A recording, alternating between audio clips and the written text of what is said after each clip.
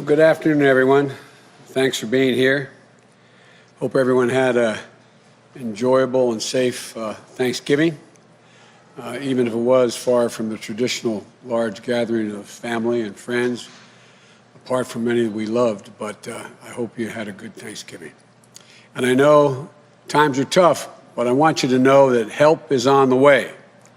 Last week, I announced the nominations and staff for critical foreign policy and national security positions, a first-rate team that's going to keep us safe and secure.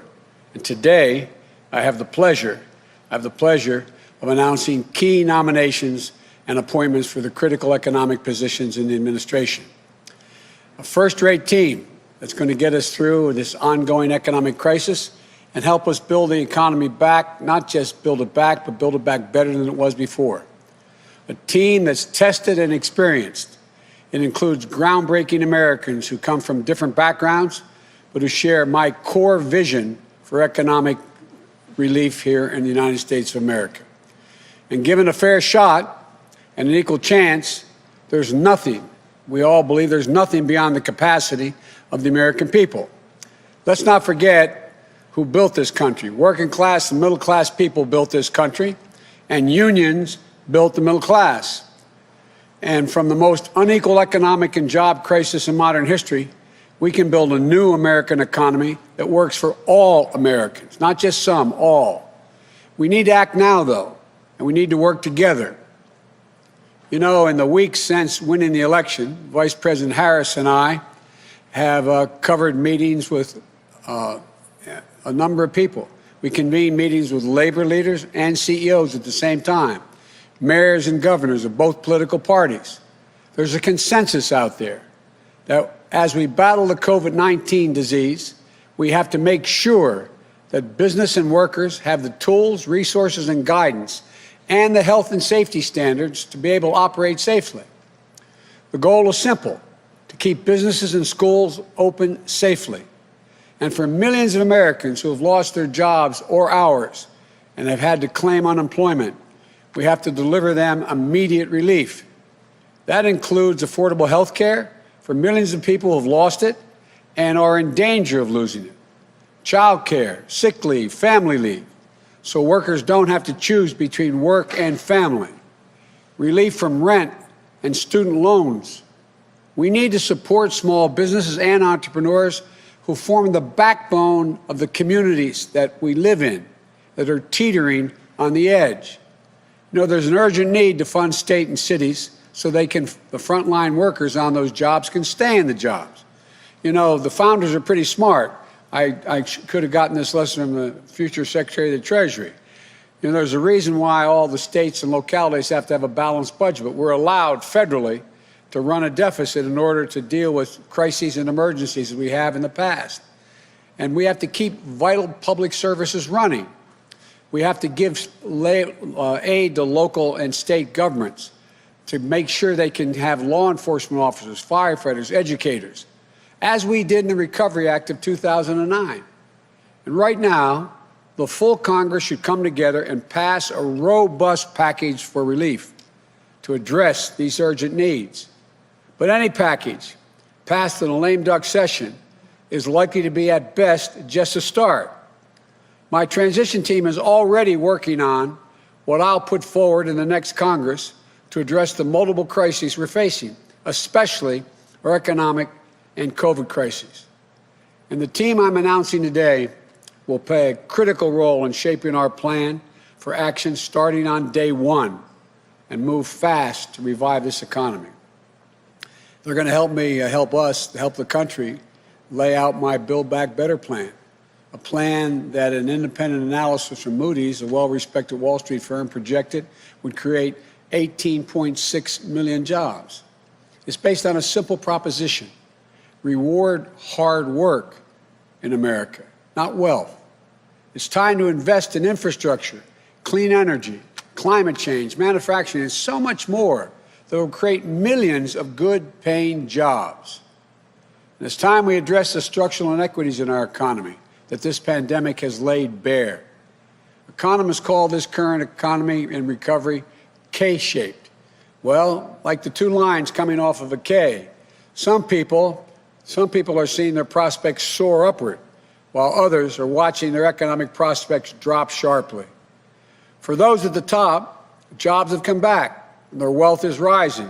For example, luxury home sales are up over 40% compared to last year.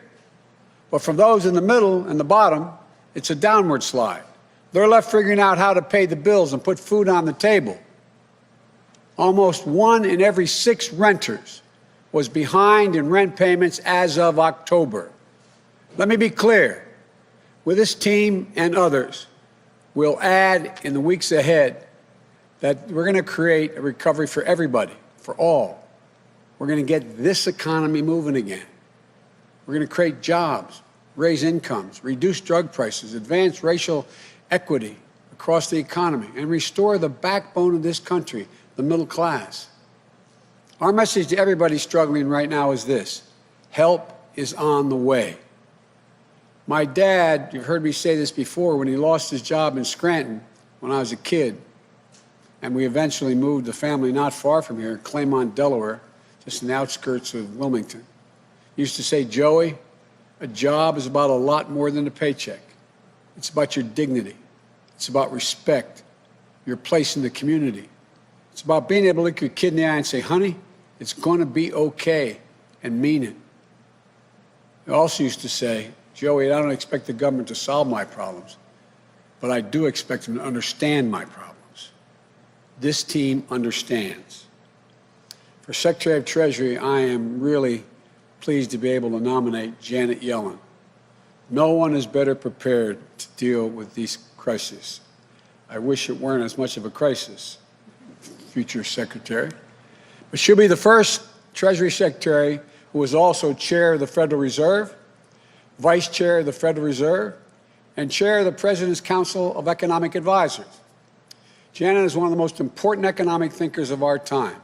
She has spent her career focused on employment and the dignity of work, which is really important to me and to all of us. She understands what it means to people and their communities when they have good, decent jobs. Respect across, being looked at by their neighbors and being respected, it matters a lot to them. And respected across party lines and around the world by Main Street and Wall Street. An educator, a mentor, above all, the daughter of a working class from a working class Brooklyn neighborhood who never forgot where she came from. Her husband, George, is pretty good, too. He's won a Nobel Prize, but he's the one that married up. Jan will be the first woman to hold this office. We might have to ask Lin-Manuel Miranda, who wrote the musical about the first Secretary of Treasury, Hamilton, to write another musical about the first woman Secretary of the Treasury, Yellen. So that's what I'm working on right now, Janet. For Director of Office of Managing the Budget, I nominate Neera Tanden. You know, I've known Neera a long time, a brilliant policy mind with critical practical experience across government. She was raised by a single mom on food stamps, an immigrant from India who struggled, worked hard, and did everything she could for her daughter to live out the American dream. And Neera did just that. She understands the struggles that millions of Americans are facing, and she'll be the first woman of color from South Asia, and I think that to lead OMB. We also have another one of those women as Vice President of the United States of America. And so, look, all being very serious. She'll be in charge of laying out the budget that will help us control the virus and deal with the economic crisis and build back better. But above all, she believes what I believe. A budget should reflect our values. Again, quoting my dad, for real, my dad's people would say, Joe, let me tell you what I value. And he'd look at them as a high school educated guy, very well read. And he'd look at me and say, don't tell me what you value, show me your budget, I'll tell you what you value. That's what you're going to do for us. As Deputy Secretary of Treasury, I nominate Wally Adierno. Wally is, you know, Wally, I don't know. I tell you what, Senator Warren really likes you. She highly recommended you, but I wasn't sure she worried I stole you as well. But thank you for being willing to do this, Wally. A skilled leader and thinker on issues ranging from macroeconomics to consumer protection and from national security to international affairs. I've worked with Wally during the Great Recession. That was my excuse to the senators, saying that's why I wanted to steal you. And I saw him tackle one big job after another. Deputy National Security Advisor to President Obama, Deputy Director for the National Economic Council, former Chief of Staff to Elizabeth Warren, where he helped create the Consumer Protection Bureau and Financial Bureau, which has done so much good. It's designed to protect consumers and working people from unfair, deceptive, and abusive financial practices. And now Wally will be the first African-American ever to hold this post and the highest-ranking African-American in the Treasury Department's history. An immigrant from Nigeria, the son of a nurse and an elementary school principal, Wally understands everything we do is basically for the people, for families, hard-working people, to understand their struggles and most of all their dreams, and he understands both. And I want to thank you, Wally, for being willing to do this. For chairperson of the Council of Economic Advisors, I nominate, notwithstanding she was a very distinguished professor at Princeton. I joke, my children who went to Penn used to always kid about, but Cecilia C.C. Rouse, one of the most distinguished economists in the country, an expert on labor, economics, and race, poverty, and education, Dean of the Princeton School of Public and International Affairs, a member of the Council of Economic Advisors to President Obama, an advisor to President Clinton at the National Economic Council.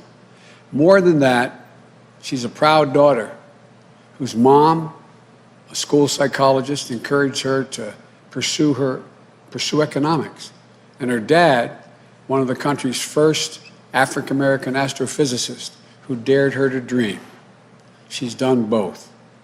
If confirmed, Cece will be the fourth woman to lead the Council of National Economic Advisors and the first African-American ever to hold that post. And as CEA chair, she'll serve as a member of my cabinet as well.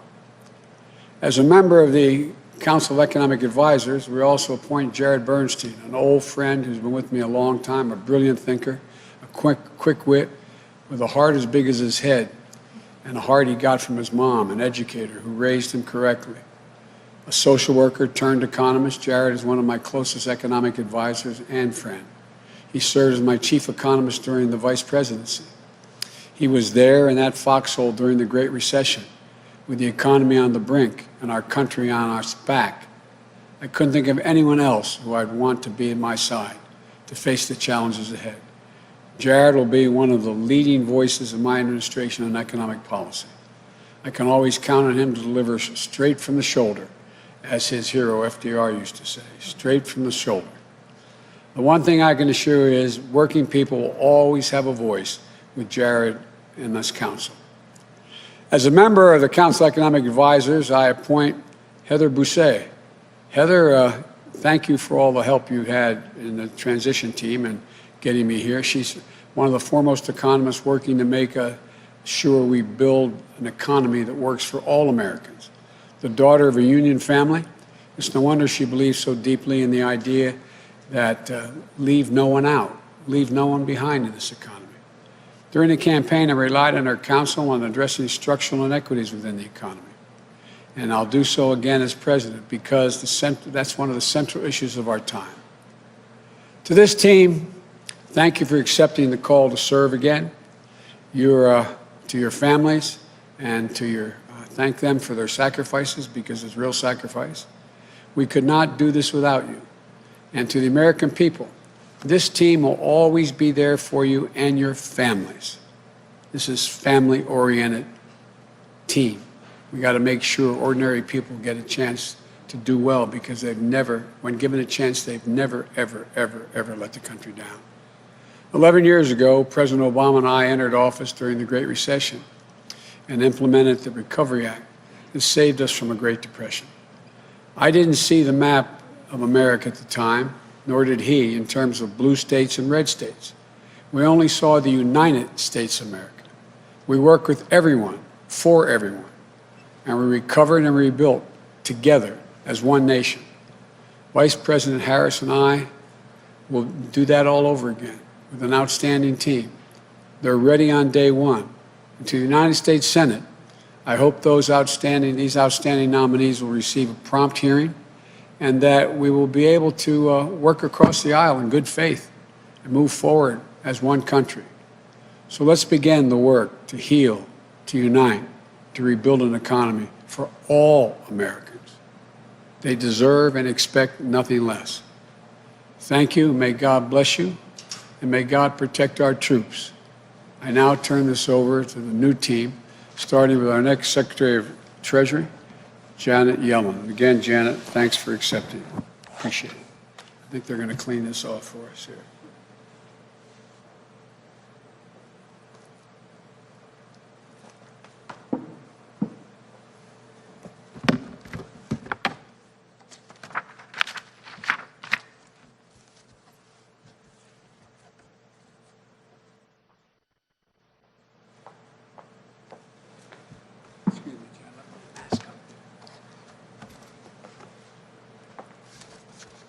No, I put it in my book.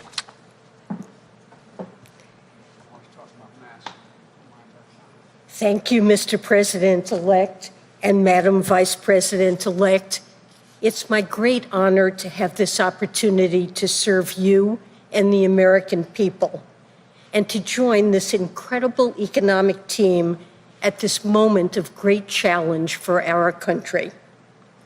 Mr. President-elect, when you reflect on what your father taught you about how a job is much more than a paycheck, I hear my own father, who raised our family in working-class Brooklyn.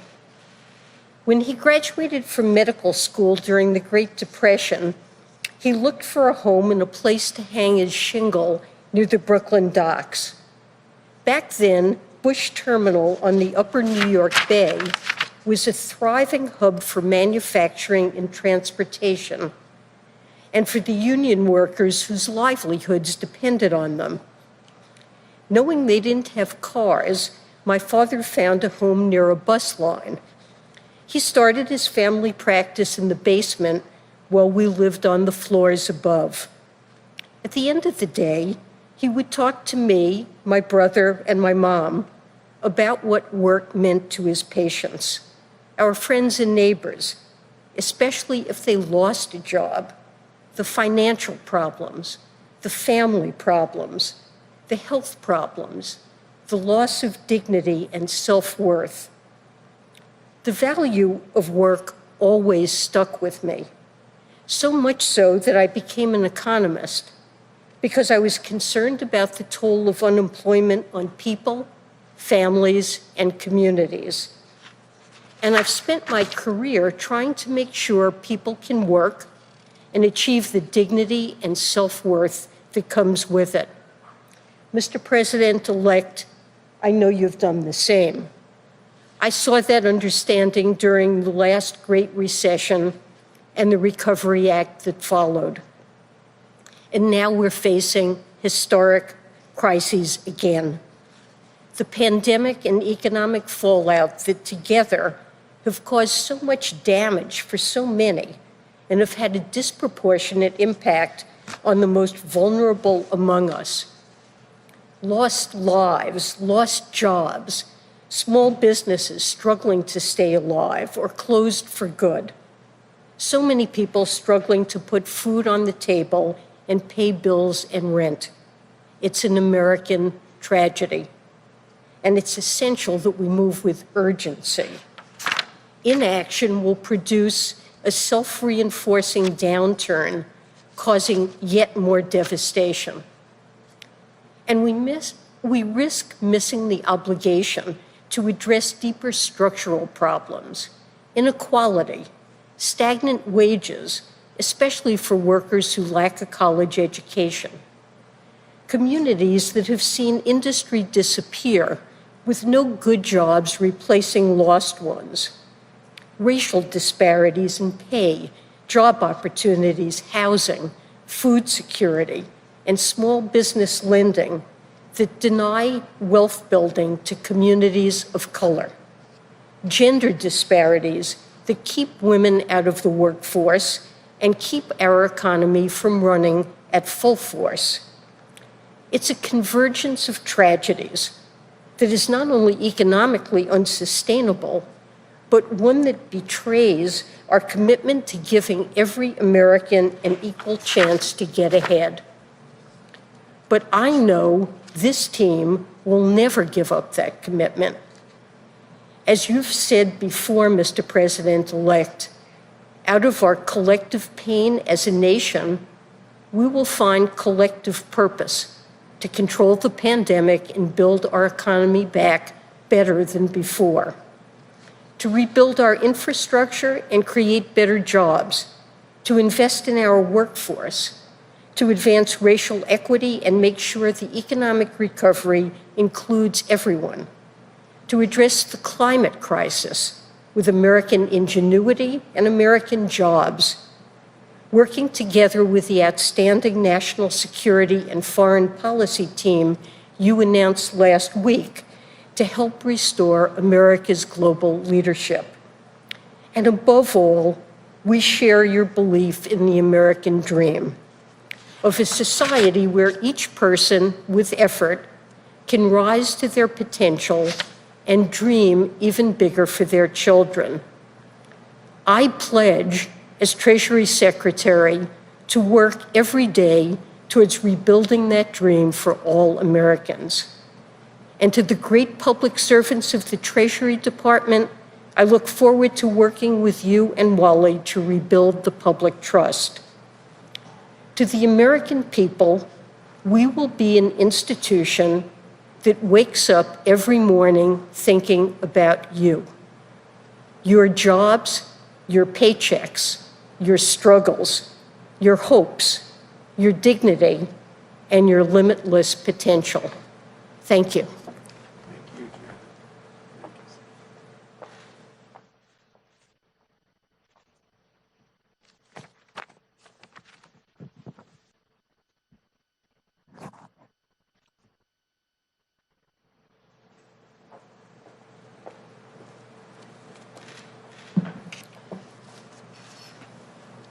Mr. President-elect, Madam Vice President-elect, I'm humbled and honored by the trust you've placed in me to work with this talented team on behalf of the American people.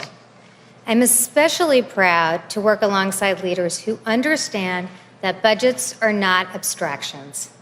They are a reflection of our values.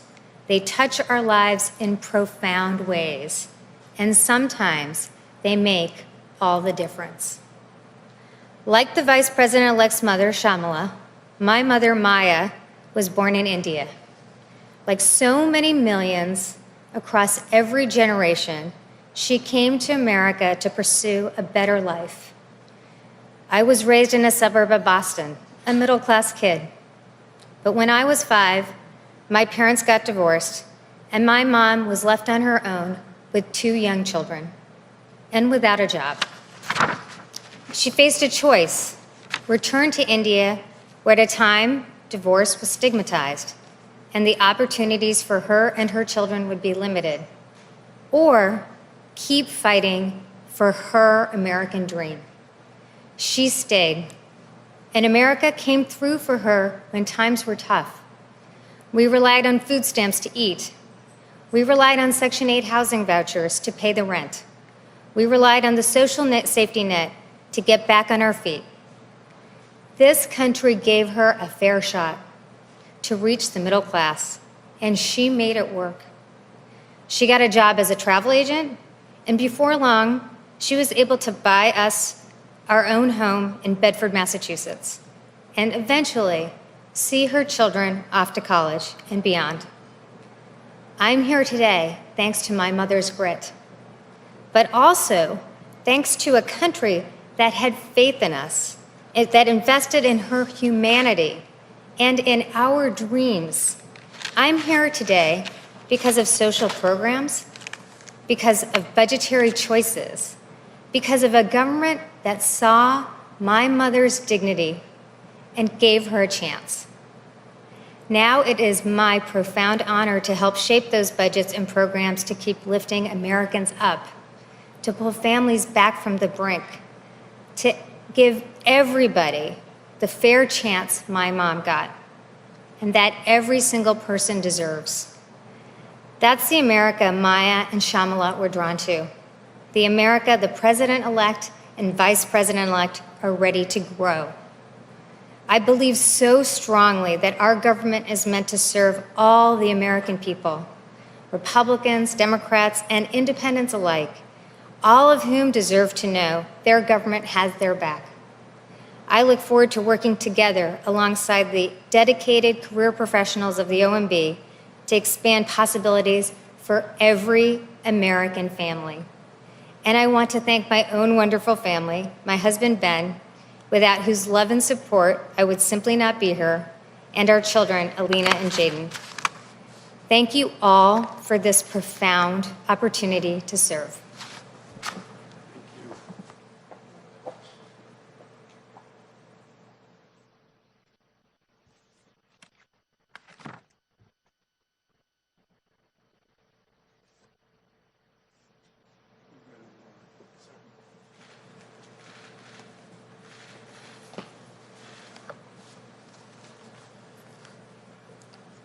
Mr. President-elect, Madam Vice President-elect, thank you for this profound opportunity to return to the Treasury Department and serve the American people.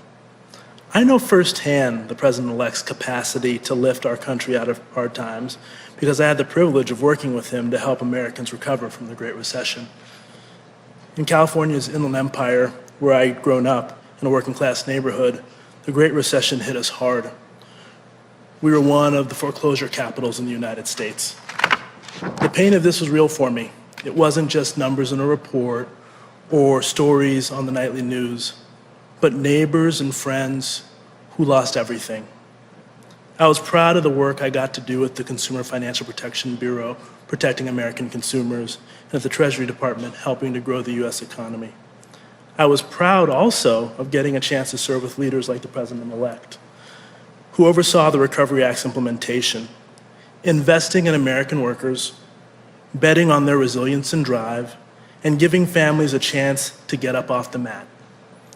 I believe that's what public service is all about at its best, giving people a fair shot when they need it most, offering hope through the dark times, and making sure that our economy works not just for the wealthy, but for the hardworking people who make it run. Those are the lessons I learned from my parents, an elementary school principal and a nurse who came to America to build a better life for me and my siblings. They taught us that we have a responsibility to serve our community and the country that gave us so many opportunities. But I also learned early on how much more needs to be done to ensure that everyone has a fair chance they deserve. I look forward to working with Janet Yellen to reduce inequality in this country and expand the middle class and make sure that we build an economy that works for everyone. And as we build back better, we must also remain laser focused on the Treasury Department's critical role protecting our national security. This includes using our sanctions regime to hold bad actors accountable, dismantling the financial networks of terrorist organizations and others who seek to do us harm, and ensuring our foreign investment policy protects America's national security interest. The challenges before us today are unlike anything we have ever faced. But I know that what the President-elect so often reminds us of is true. The American people can do anything when given a chance. And I'm honored to be a part of this talented team and to work with them and all the American people to build an economy that gives everyone that chance and turns our nation once again from crisis to hope. Thank you.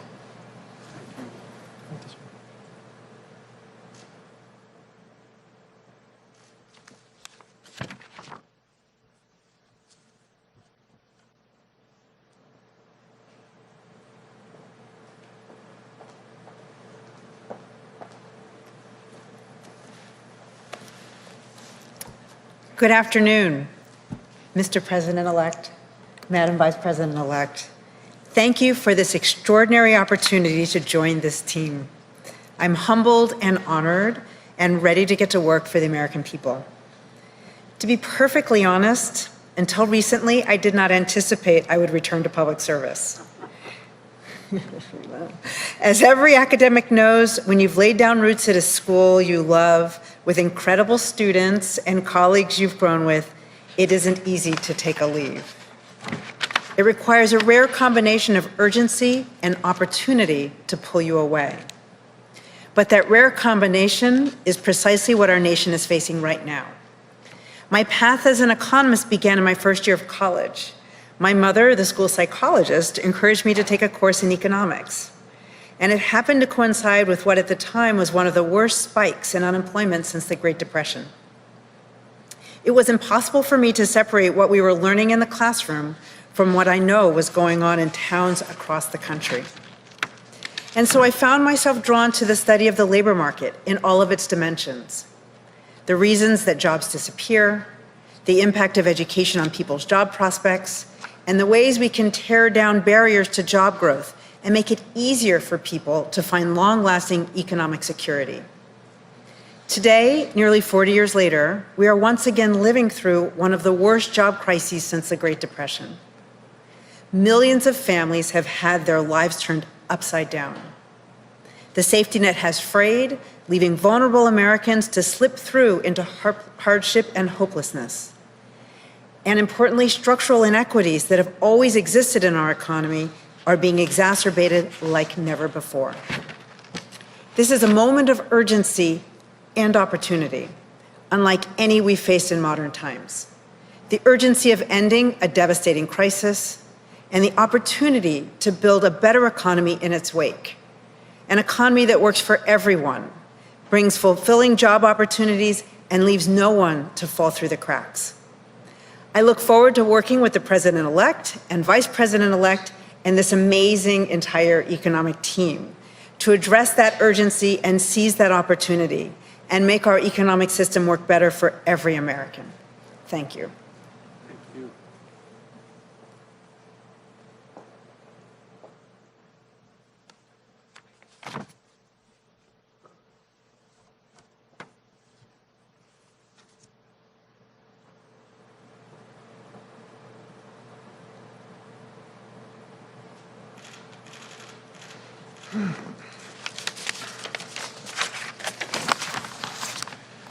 Good afternoon. I'm hard-pressed to find the words to express my gratitude to the President-elect and Vice President-elect for the chance to be here today. In thinking about the path that brought me here, a good place to start is 12 years ago, almost to the day, when I met with then Vice President-elect Biden at his home not far from here.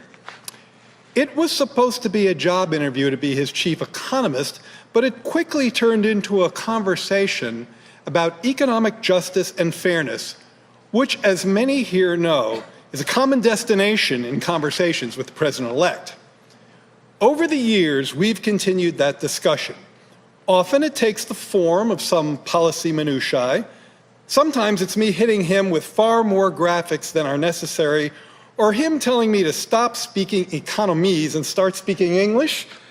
Guilty as charged, Mr. President-elect. I suspect the reason we had such a meeting of the minds back then dates back to a common saying in my household when I was growing up. If you're not part of the solution, you're part of the problem. I grew up with a single mother, a lifelong educator. There was a picture of FDR on the wall. Her proudest moment wasn't when I got a PhD, it was when I got a union card. Local 802, the New York City's Musicians Union, but that's a whole other story. Of course, if you intend to be part of the solution, you need to accurately diagnose the problem. In that regard, I think the President and Vice President-elect's agenda is timely, resonant, and visionary. Yes, they've stressed the urgent need to control the virus and provide the relief needed to help families and businesses get to the other side of this crisis. But they've been just as adamant that simply getting back to where we were sets the bar too low. We must build back an economy that's far more resilient, far more fair, and far more inclusive. It is precisely the vision this nation needs, and I suspect I'm not the only person on this stage chomping at the bit to get to work on making their vision a reality. Thank you.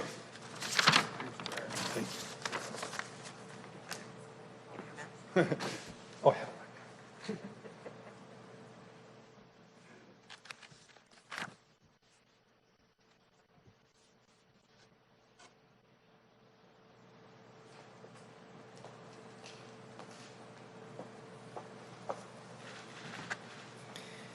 Mr. President-elect and Madam Vice President-elect, I am honored and very grateful for the chance to be a part of this absolutely exceptional team and excited to get to work helping build an economy rooted in the values that we share: equality, opportunity, and the dignity of work. It's no accident that I've focused my career on instilling those values in our economy, developing policies that help our nation grow stronger by growing more equitably. Like the President-elect and the Vice President-elect, those values were instilled in me at a young age. In the late 1970s, my dad got a job at Boeing. And if you grew up in Seattle like I did, you know what that means. A lot more than a paycheck, as Janet referenced, and as the President so often reminds us. And for our family, my dad's job at Boeing meant security. It meant union benefits, a place in the neighborhood, a place in the middle class. But when the recession hit in the early 1980s, one by one, the pink slips arrived for every family in our cul-de-sac. Every kid at my bus stop had a parent who was laid off. Our entire community saw its future dimmed, and one by one, it was my turn. So the first time I truly experienced this thing called the economy, it was my parents sitting down and explaining that things were going to be tougher for a while because my dad was on layoff. Too many kids in America experience the economy through those kinds of difficult conversations, or far worse.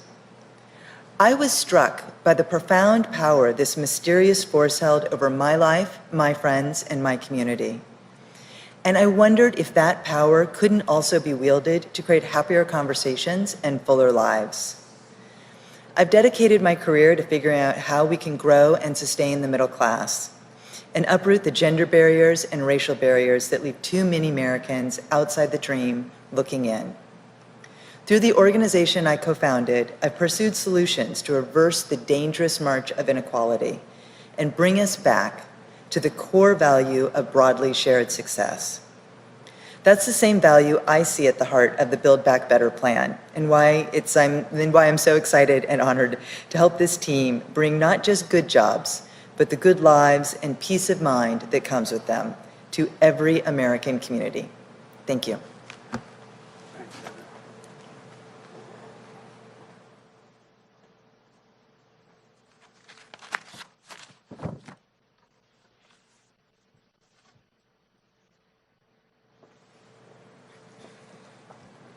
Mr. President-elect, congratulations on choosing this outstanding team of brilliant minds, this economic team. This is the right team for this moment. And to our nominees and appointees, thank you for your continued service to our nation.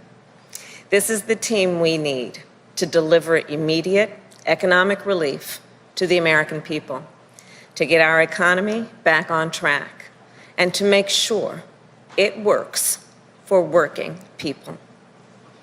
And as President-elect Biden noted earlier, completing that task could not be more urgent. Cases of COVID-19 are spiking, and beyond the tragic loss of life, the toll of this recession continues to mount. Across America, 1 in 6 adults with children say their families are hungry. Janet Yellen talked about food insecurity. This is real. We are looking at a hunger crisis in America right now. 1 in 3 adults are having trouble paying their bills, essential bills, the bills that need to be paid at the end of every month to get to the next month. And the number of open small businesses has fallen by nearly 30% due to this pandemic, while many others are hoping they can stay afloat until a vaccine is available. These are the struggles, the worries that keep people up in the middle of the night, that have them sitting at their kitchen table past midnight, trying to figure out how they're going to make it work. But Americans are not united by their worries alone. They are also united by their aspirations, the aspirations they have for themselves, for their children, for their families, and for their community. Because no matter where you live or what language your grandmother speaks, everyone wants to be able to get a job and keep a job. No matter what your gender or who you love, everyone wants to be able to buy a home and keep a home. And no matter how you worship or who you voted for in this election, everyone wants to be able to give their children a decent education and allow those children to pursue their dreams, even during a pandemic. And Joe and I understand that. We were raised to respect the dignity of work. We were raised by hardworking parents who always understood the dignity of work and the potential not only for their children, but of our country. And that's why I've always fought for working people, standing up for middle-class families who lost their homes in the Great Recession. Wally, you talked about that. Families in California were devastated, but they were able to rely on their government and the leaders, as Joe always talks about, who needed to see their condition and speak to that condition. And that's the work that needs to happen now. And I look forward to collaborating with this extraordinary team to put working people front and center in our administration. These public servants are some of America's most brilliant minds. They are proven leaders whose talents, achievements, and life stories, their life stories reflect the stories of the American people, and their stories reflect the very best of our country. And they not only have the experience, the expertise, and what is necessary to help end this economic crisis, but also what is necessary to put people back to work.